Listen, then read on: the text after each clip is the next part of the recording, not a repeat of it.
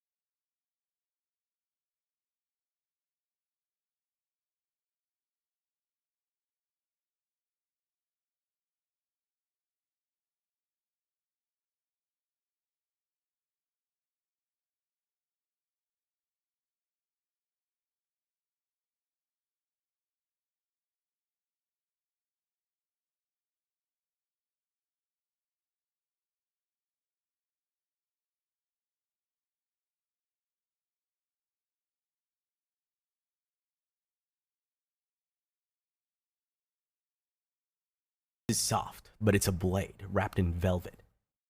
Please me, or you'll wish you hadn't. You force a smile, every nerve screaming, as he steps closer. Failure's not just shame, it's a one-way trip to the moat. You survive the night, but the cost lingers in your trembling hands, your reflection a stranger's. By 15, you're a ghost who's learned the harem's code. Charm the emperor, sidestep the consort's daggers, and pray you don't end up like the girl who slipped from a balcony last month, her silk scarf fluttering down like a broken wing. Survival's your only art, and you're painting it in blood. You're 16, and the Forbidden City's harem has carved you into something sharp, like a blade forged in fear. Your bound feet ache, your smile's a mask, and your eyes miss nothing. You've learned to dodge the consort's venomous glares and slip past their traps, but every day's a tightrope walk over a pit of snakes. The Emperor's noticed you, once. He called your name, and for a fleeting moment, you felt like more than a ghost in silk. Now, you're pregnant. Jackpot, right? Wrong. A baby's your ticket to consort status, but it's also a target on your back. That jade hairpin girl, now a consort herself, spreads a rumor you poisoned her tea.